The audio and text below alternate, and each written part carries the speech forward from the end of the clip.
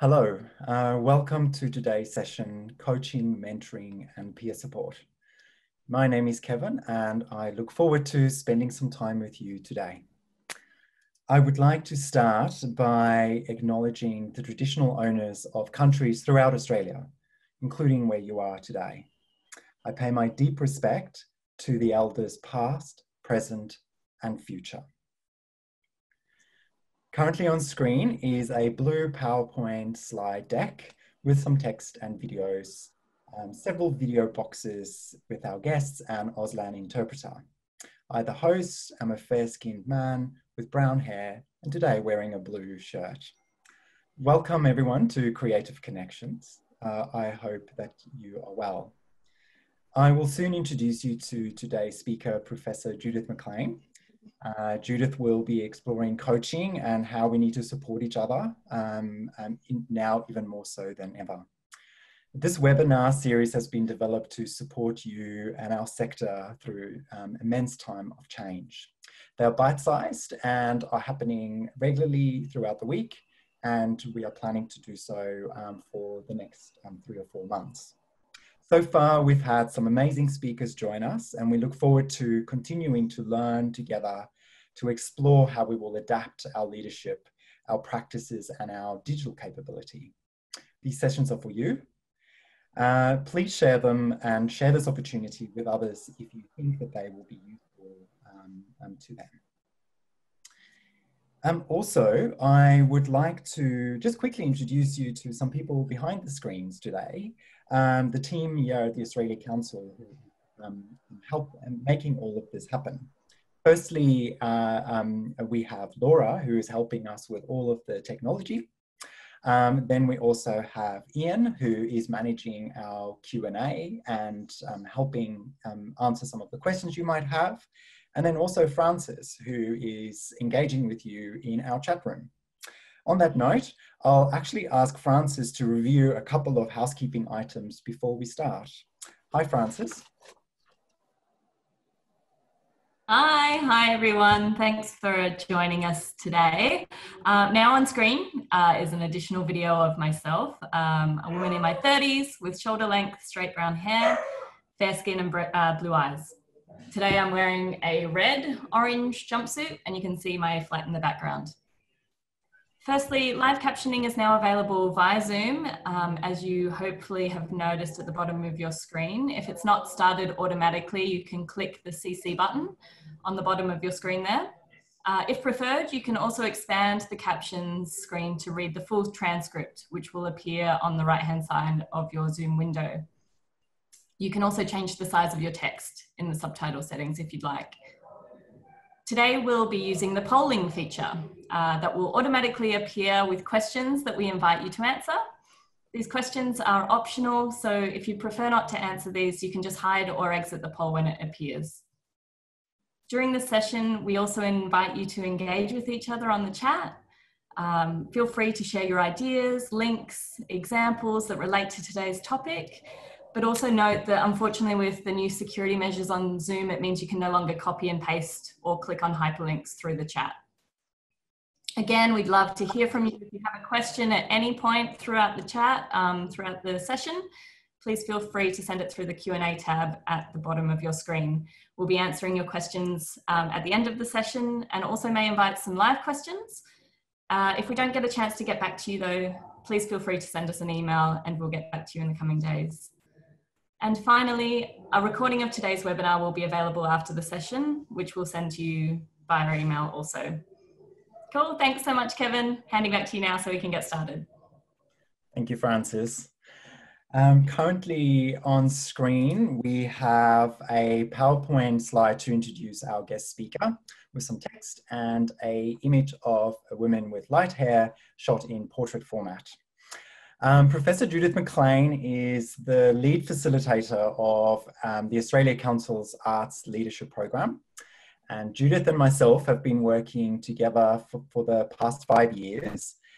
She is a dear friend and also my coach and mentor. She's the chair of arts education at QUT and QPAC, and also the scholar in residence at the Queensland Performing Arts Centre. Judith will ask us to consider how we will connect during this time of disrupted environments. She will lead us through some tried and tested coaching techniques, but she will also introduce a new model to us today, helping us to coach differently by questioning and challenging our notion of coping and our coping mechanisms. Is coaching a process or a philosophy or a state of being with each other? Judith, I will hand over to you, but before I do, just thank you so much for joining us today and sharing us your ideas and your thoughts. I believe that you've got some slides to share and also a poll that you will run. So I'll hand over to you. Welcome. Thank you so much, Kevin. And can I begin by also acknowledging the Turrbal and Jaguar lands upon which this webinar is happening, and pay my respects to their leaders past, present and future. And note, as I learnt from Lenine Burke the other day, that none of the lands that we are on have ever been ceded. And I thought that was a terrific point. So hello everyone, it's absolutely wonderful to see you or to be with you. A shout out to all my friends. There are people from the Dance North, the company that I chair in North Queensland, to my QPAC friends, my QUT friends, and many OSCO friends that I have. And happy birthday to Anne-Marie Heath. She's one of our 2019 alumni, and it's her birthday today, and it's my daughter's birthday today. So Anne-Marie, if you're watching, I know a lot more about you now that I know your birthday. So this afternoon, we're going to be talking for about 30-35 minutes about coaching. I'm going to try and pace myself. I sometimes get excited and speak quickly. So if I am, just send a message and I'll slow down. So I think we're ready. I'm going to start using a piece of art as we're talking with artists and arts workers. And it's the beautiful poetry of Mary Oliver. I don't know if you know her work. She is probably America's leading 20th century poet. And of course, these poems are around coaching. If you listen, I'm sure you'll get the link. So the first one is called Sometimes. Stanza 4, sometimes. Instructions for living a life. Pay attention, be astonished, tell about it. Stanza 5. 2 or 3 times in my life, I've discovered love. Each time it seemed to solve everything. Each time it solved a great many things, but not everything. You left, yet it left me as grateful as if it had indeed and thoroughly solved everything. I'm going to talk about love today. And the second poem, just a couple of lines from Summer Day. Tell me, what is it you plan to do with your one wild and precious life? And to me, that seems like the coaching question that we all need to ask. How are we going to spend our days? So you should have the slides in front of you now. And we're going to start, and we are going to be talking about coaching and mentoring in uncertain times. And I've started with the Saint-Exupéry quote: if you want to build a ship, don't drum up people to collect wood, and don't assign them tasks and work, but rather teach them to long for the endless immensity of the sea. I hope that it becomes clear that what I'm trying to talk to you about is that coaching is teaching people how to long for the immensity of the sea. And why is this so? It's because our senses are detecting around 11 million pieces of information per second. And our theory of mind doesn't have the opportunity to process all of that. So we often need to seek help to make sense of the world in which we're living. And the world in which we're living is certainly an unsettled time. If you look at the slide that's in front of you now, the idea of a connected world is one that I find really exciting. If you look carefully at this slide, you'll see the thread of life through the sun, through people, through animals. And this interconnection has been forcibly rammed home to us. If we didn't understand it before, we certainly do now.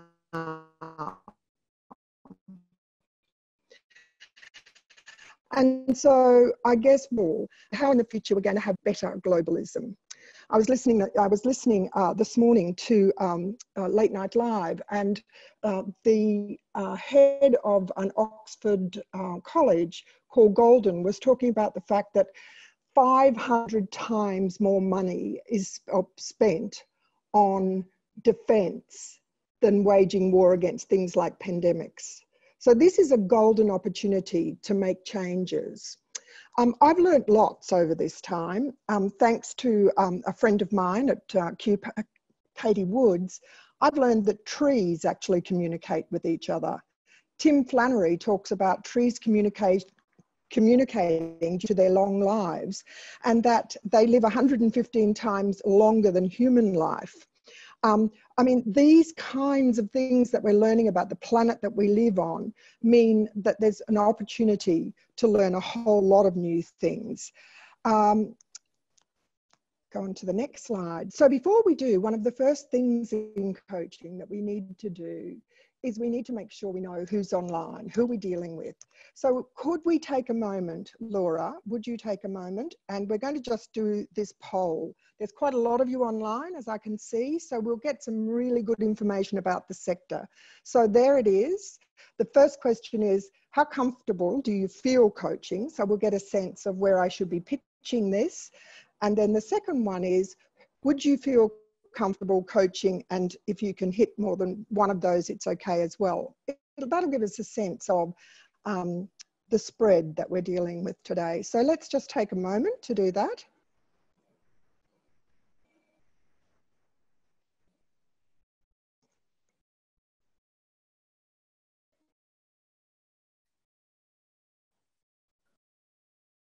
I think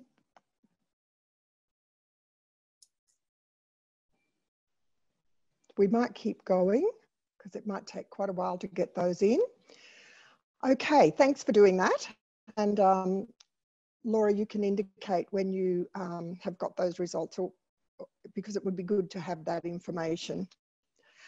All right, so as I said, historically, this is Arundhati Roy talking about that historically pandemics has forced humans to break with the past and imagine their world anew. This one is no different. She talks about it being a portal, a gateway between one world and the next. If you haven't come across any of her writing, it's a beautiful piece, the piece she writes about the pandemic, and how there's been some talk around the fact that the pandemic has supposedly it's democratic, it affects everybody, and in fact we know that's not true. And the stats that are coming out of America at the moment, where the high percentage of African Americans that are catching the virus and dying from the virus, is actually just bringing out the inequities of the world as it stands, and says we cannot live like this any further. So, okay, that's acknowledging that the times are unsettling and that we need to do things differently. So let's move on to the whole topic that I've been asked to talk about today, and that is coaching as, here are the results coming through. So 18% feel very comfortable, 57 somewhat, neither comfortable or uncomfortable, and 5% uncomfortable. And most people would be happy to be coaching their friends, 76%. Gee, you're brave. Family, 53%. Peers, 86%. Only 24% at boss. That's interesting. And direct report, I can't see that number, it's gone. Anyway, probably you've got it up there, but that gives us some, that gives me some examples of who I'm dealing with. So I've called today courage, an act of love, and coaching, an act of love and courage, because I really believe that it is. Joan Didion's quote there, we tell stories in order to live. We live entirely, especially if we are writers or artists, by the imposition of a narrative, line upon disparate images, but the ideas which learn to freeze the shifting phantasmagorian, which is our actual experience. So in those narratives, I once had explained to me by a great drama educator, Dorothy Heathcote. Those of you who know anything about arts education may know her. And she talked about three major themes that happen in the world. And I think these are pretty true. People against people, people against people, people against the elements, and people against themselves. And in fact, as an experienced coach, mostly they're the three themes that come up. So let's look at people against people. Right from Syria to office politics, to family feuds, we find examples of people against people, local and global, in communities, in corporations. People against the elements, pandemics, floods, fires, cyclones, and people against themselves, from the worried well to the mentally ill. All of these people can benefit from coaching. So what is coaching? Coaching allows us to reveal ourselves to ourselves, because we are in fact often strangers to ourselves. And one of the hardest things that we do is actually know ourselves. I'm going to continue, and I realize that I haven't explained that I'm in my living room with books behind me and photos of my family, the two things I treasure most in my life, my family and books. So what is coaching and where does it come from? Often you see people put up a shingle and say, I'm going to be a coach. You have to ask, actually, what do you know about coaching? Why do you think coaching is a good idea? Why has it become so trendy? And I wanted to talk today a little bit about the ecology of coaching. Epictetus, who belonged to the Stoics, said that it is in difficulties that that show us who we really are. And this idea of Stoicism, which was a 4th century BC group of people who came together, it said that Zeno of Citium arrived shipwrecked in Athens and wanted to know why Socrates had become such a powerful person. And the maxim really that if you make hard choices, you'll have an easy life, and easy choices, hard life, sits at the basis of it. That discipline and rigor and preparedness and organization are the things that actually allow us to prosper and give us freedom. Shakespeare said it best when he said, there's nothing either good nor bad, or bad thinking, that makes it so. So this whole philosophy of Stoicism sits underneath what it means to coach, what it means to interact with another person, to look at thoughts that may or may not be delimiting the person that you're coaching. In terms of it being a mindset, we all know that we're born with a particular DNA and a particular set of environmental circumstances. And in fact, by the age of about 4, what happens is that we've developed this thing called a theory of mind. We've already set down repeated interactions that are generalized, that become the neurological pathways to how we think and how we are in the world. So sometimes a coach will actually help us go through those. What are your beliefs, values, and purposes?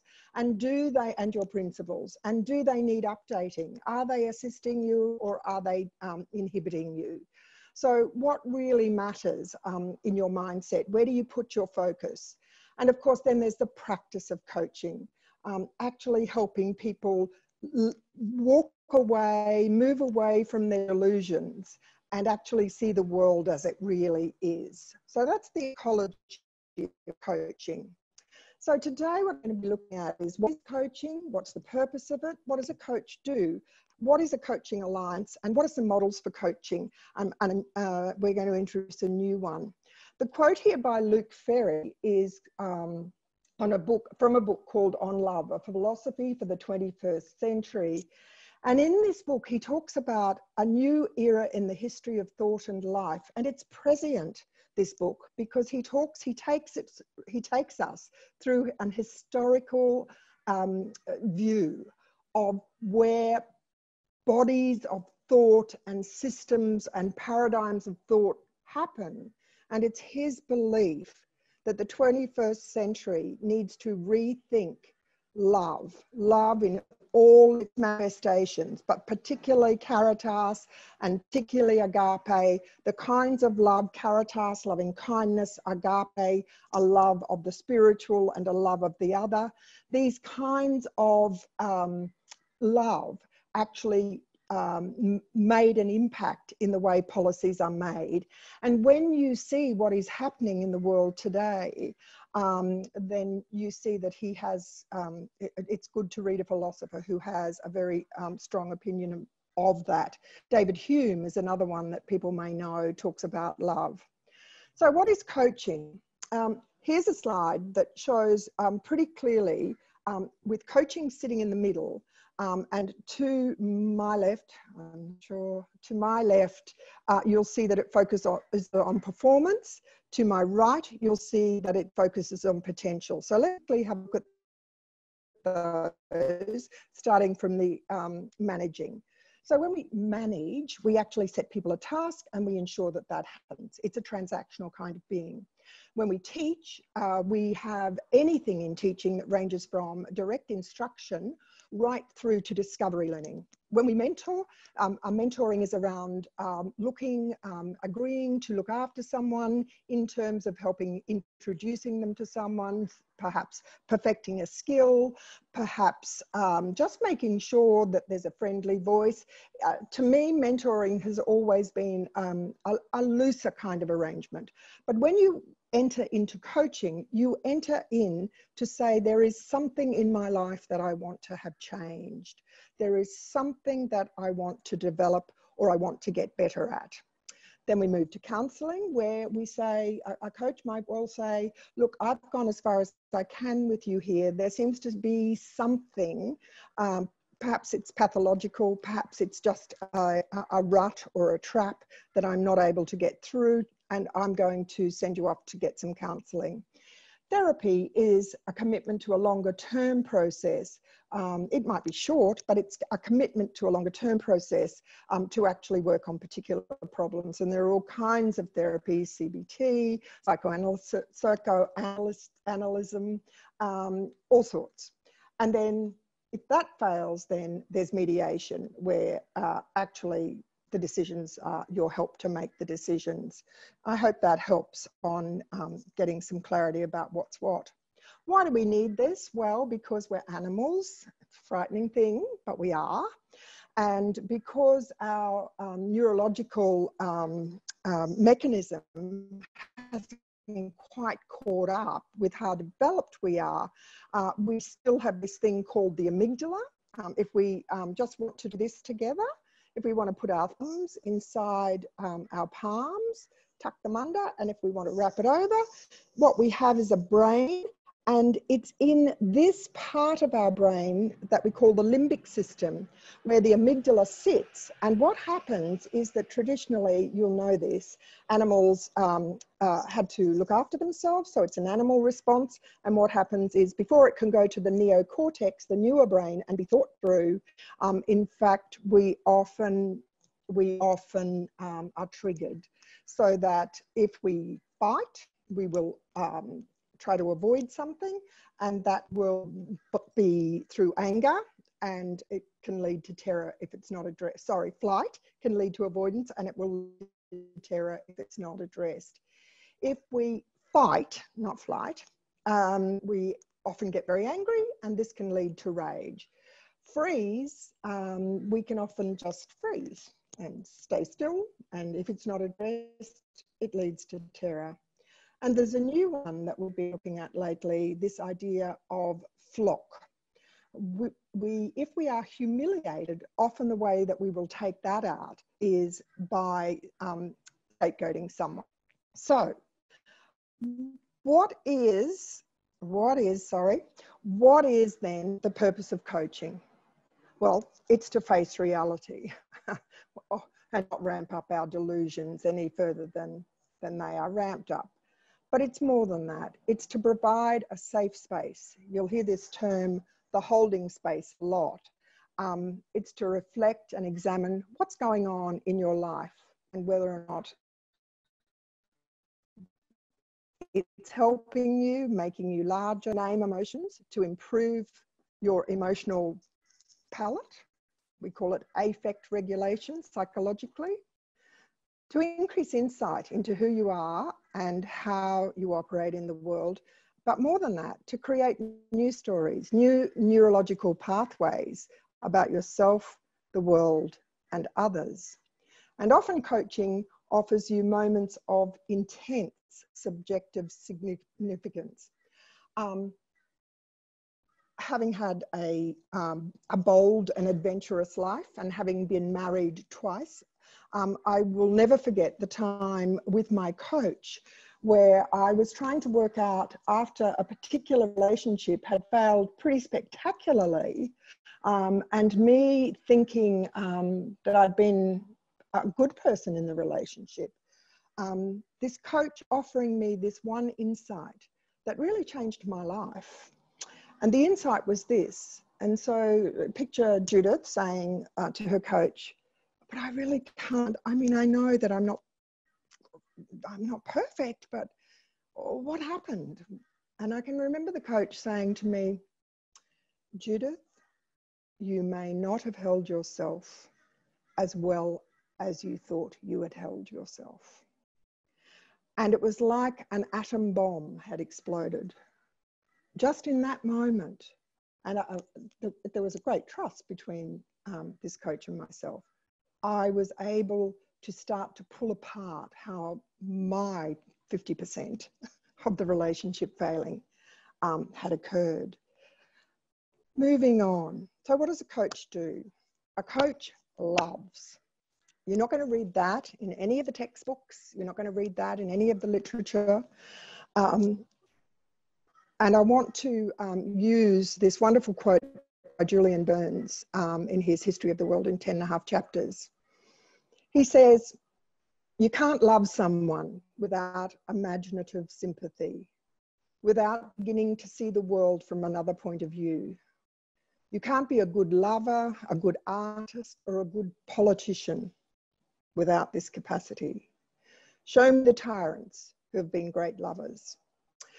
And it occurred to me as I was preparing this that one of the problems that we're having in the art at the moment is, for whatever reason, we haven't connected with our politicians to convince them that they need to show imaginative sympathy for artists. Why is it?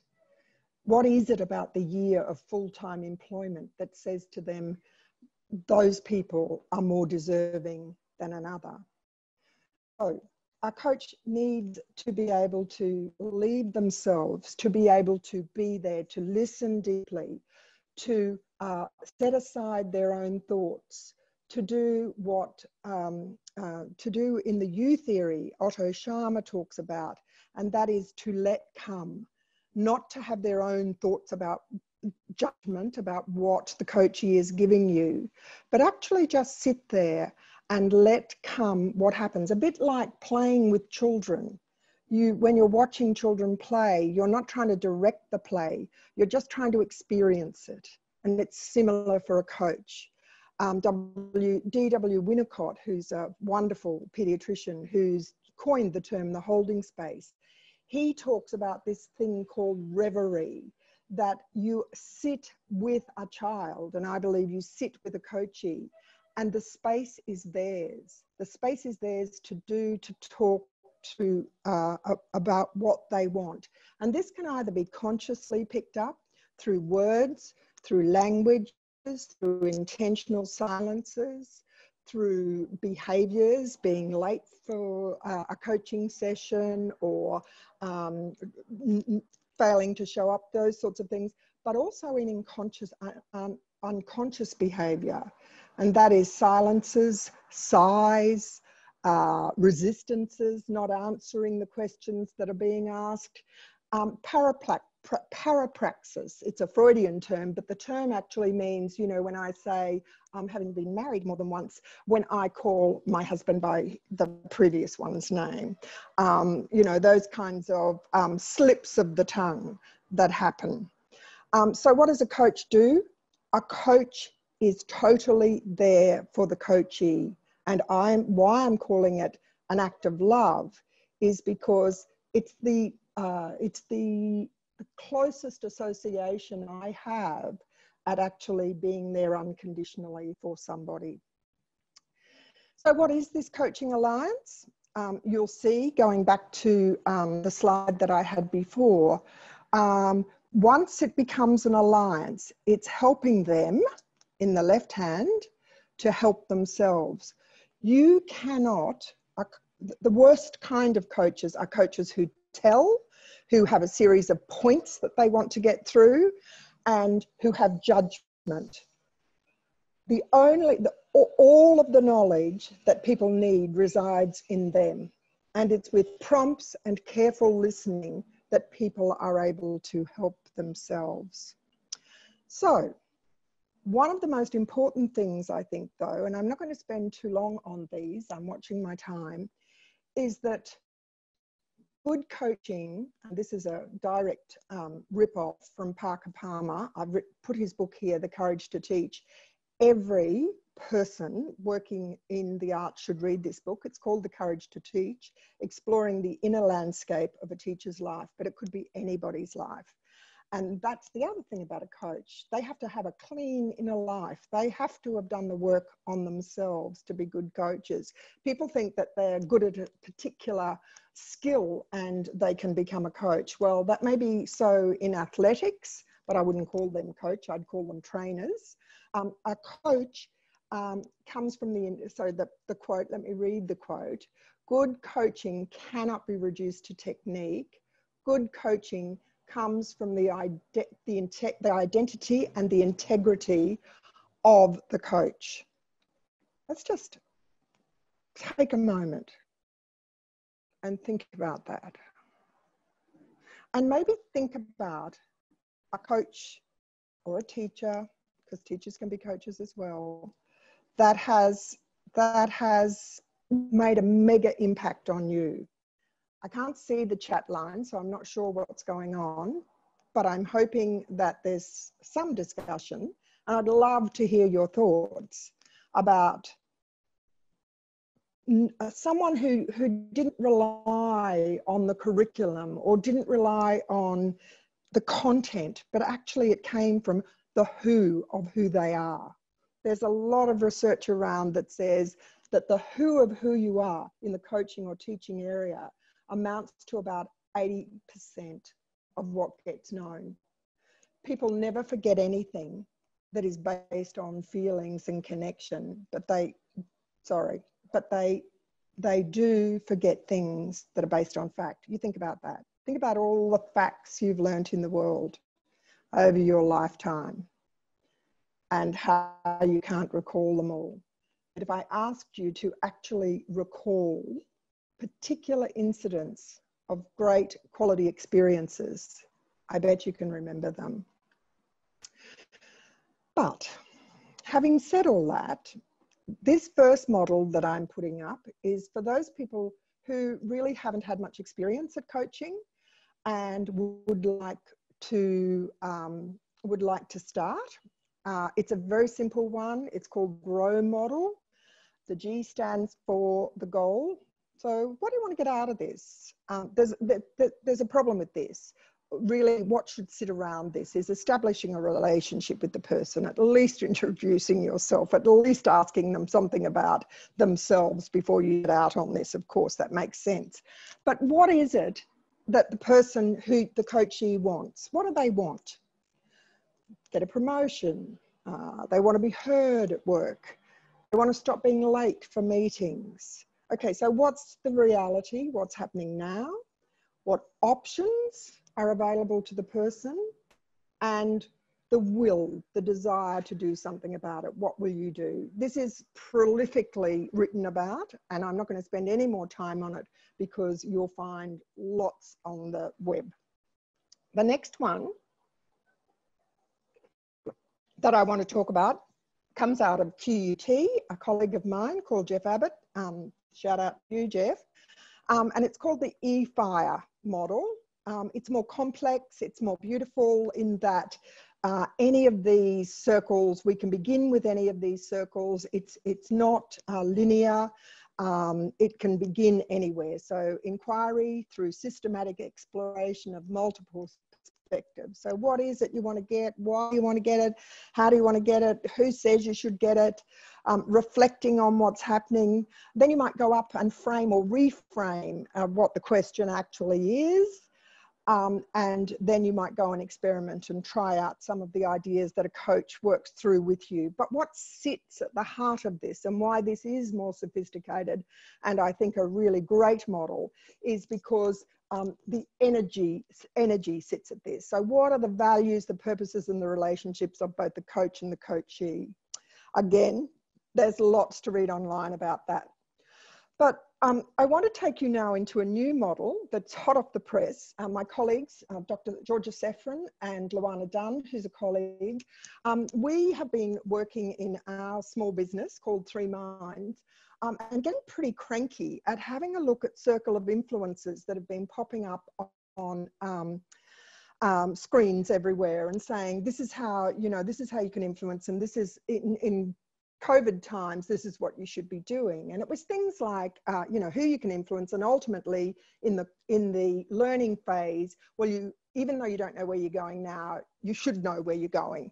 And we just got really mad at that. And we get mad at the notion of resilience as well. I don't feel very resilient at the moment. I don't know even if I'm going to have a job into the future, particularly being a mid-60s woman, it's quite fearful. So we decided that we'd like to explore something more real, the notion of coping.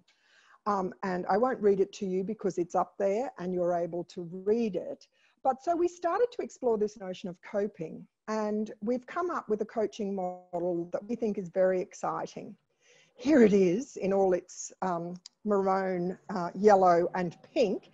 And there's a lot of words there. So I'm just going to take you through it quite quickly.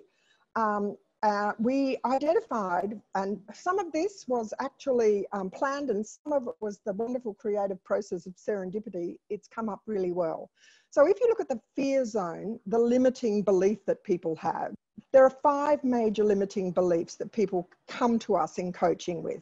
And the first is that I haven't got any control of my life. This is absolutely hopeless. The next one is I'm absolutely overwhelmed and unable to focus. I don't know where to start. It's just, I don't know. I don't know what I'm supposed to be working on. Things aren't the same anymore. Can somebody please give me clear instruction? I'm hearing this over and over again. Oh, well, I don't know. What's the point anyway? This could go on for 6 months, or this has been going on for years, or whatever. I'm absolutely pessimistic and defeatist. Oh, well, look, you know what? The coronavirus is going to spike again. I give up. I mean, what can I do? And finally, why me? Why is this happening to me? So what a coach can help you do is actually move into the consciousness zone. And the consciousness zone, the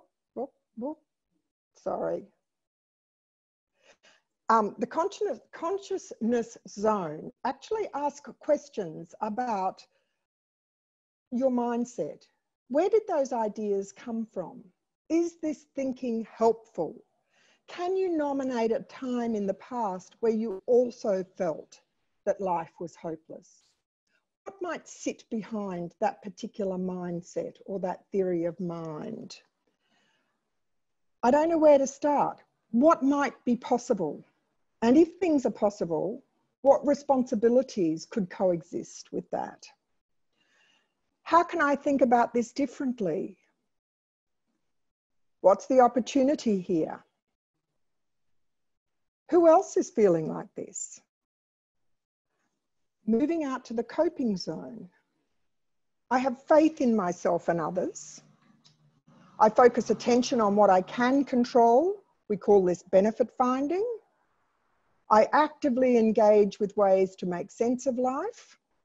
I use all my experiences to develop fully. And I can't read the last one because I've got my window over it, but I know it's, I accept suffering is part of existence and I am part of a larger world.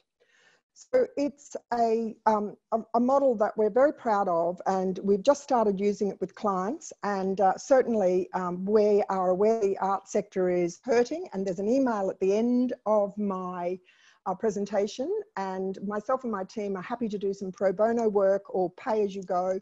So if you're interested in working on this model coaching, please let us know.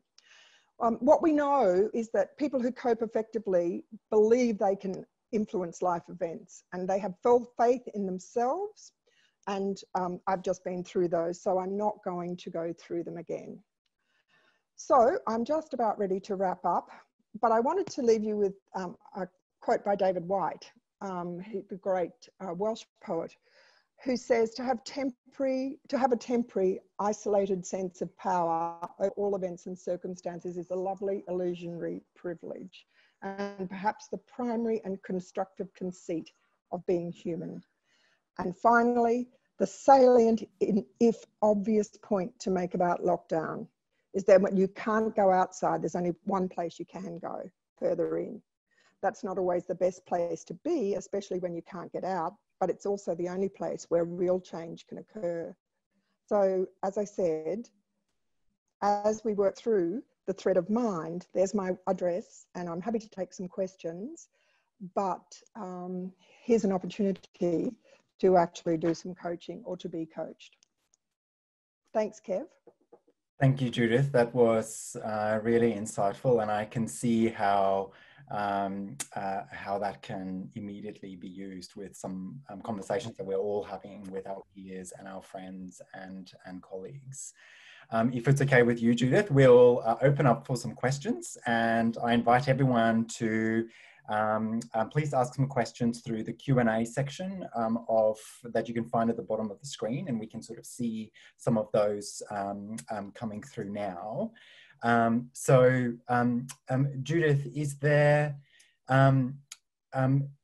any advice that you can give us around looking at your model and thinking about people in that fear state? What are some of the telltale signs of people not progressing to that next stage, and how can we help people to sort of progress through that? Yeah, absolutely. One of the surefire signs is repetition.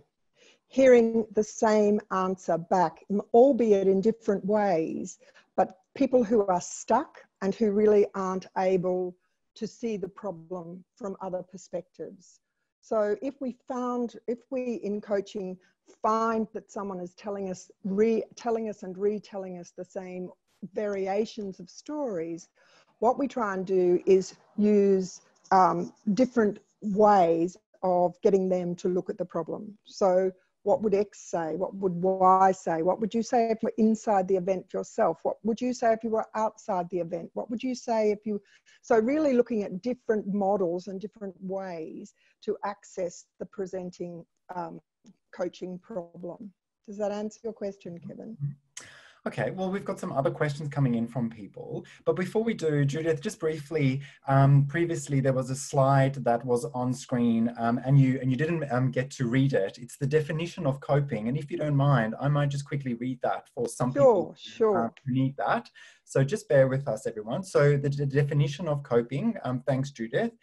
Coping means to invest one's own conscious effort to solve personal and interpersonal problems in order to try to master, minimize or tolerate stress and conflict, or to face and deal with responsibilities, problem or difficulties, especially successfully or in a calm or adequate manner. So I thought there was just a request for that. So yeah, beautiful. One of the questions is from Sue. Thanks, Sue. What do you think the impacts on coaching will be when we need to do it remotely as present? I'm amazed. If you had told me 5 weeks ago that I would be coaching people online and that people would be getting benefit from it, I just wouldn't have believed you. I always thought that it had to be face-to-face to be impactful.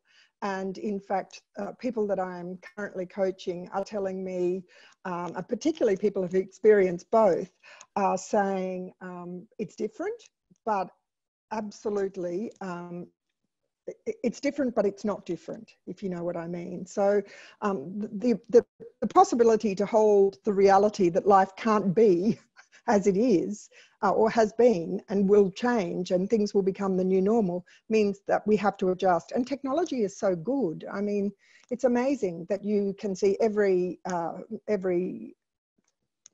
nuance on a person's face. So in many ways, it allows you that telescopic vision, particularly around unconscious behaviours, I think. Okay, so listen, there's another question, quite a good one and a very relevant question. Many organisations are facing some very tough times ahead, including potentially folding. So we've got a quick question from Anne. Anne, thank you so much. I'm really sort of just highlighting that fact that some organisations are on the brink of folding, and how do we guide those leaders to cope that are not only faced with their own issues, but issues that is going to affect their staff, their artists, etc. Do you have any advice around that? This is an incredibly difficult time, and my absolute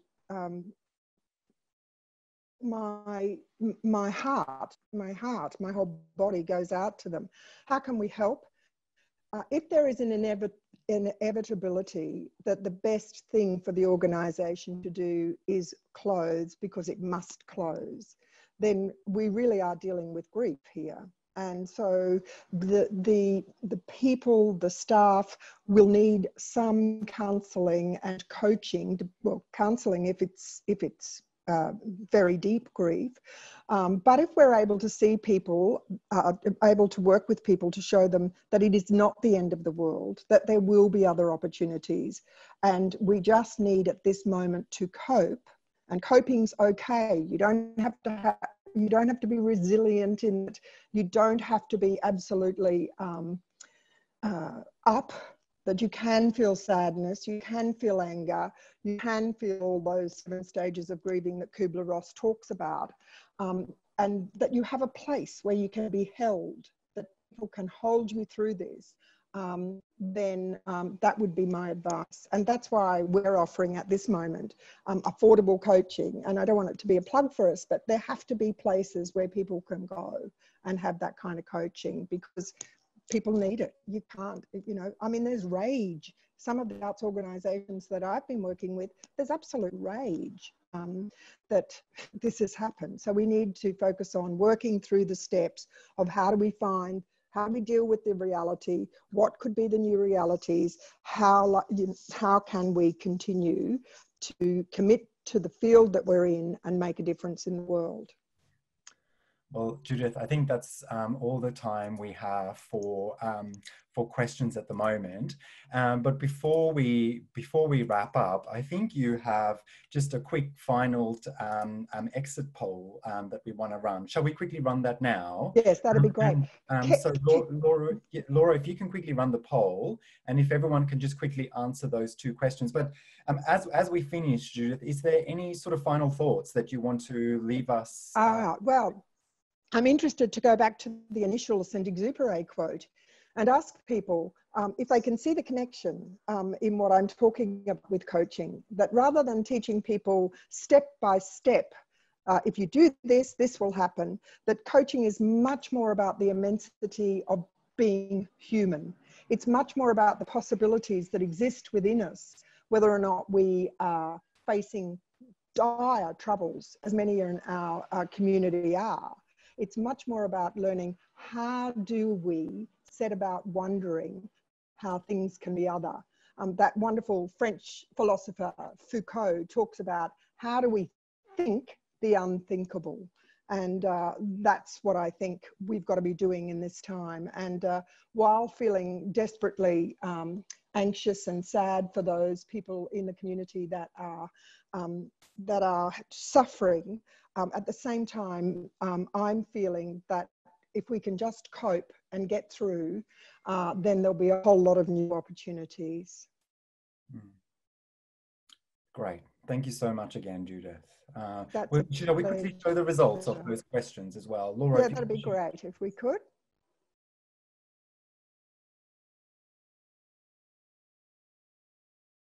Oh, beautiful. So 98% has helped them. So that makes my day.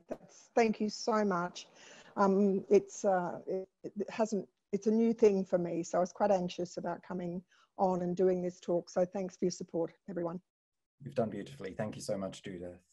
Well, before we go and before we say good day, just a quick reminder that this Friday, we've got another session and we will be doing a deep dive on managing contracts, due to any cancellations or changes.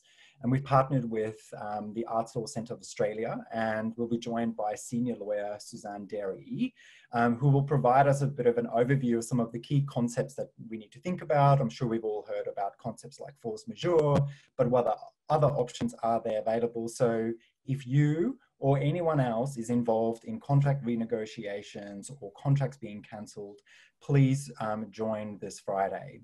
And then also just finally, we wanted to share a new platform where you can connect to arts and creativity from home. So at stream_arts_ on Instagram. So please visit Instagram and join our handle. You are invited to send us any online content, including events or online moments. Please, you can email that to us and we'll send you the link in the email that we will follow up, but it's streamarts@australiacouncil.gov.au. That's streamarts@australiacouncil.gov.au. But easier, just tag us either under the hashtag streamarts or through the handle @stream_arts_. So on that note, thanks so much again for joining us, and we will see you soon. Thanks, everyone.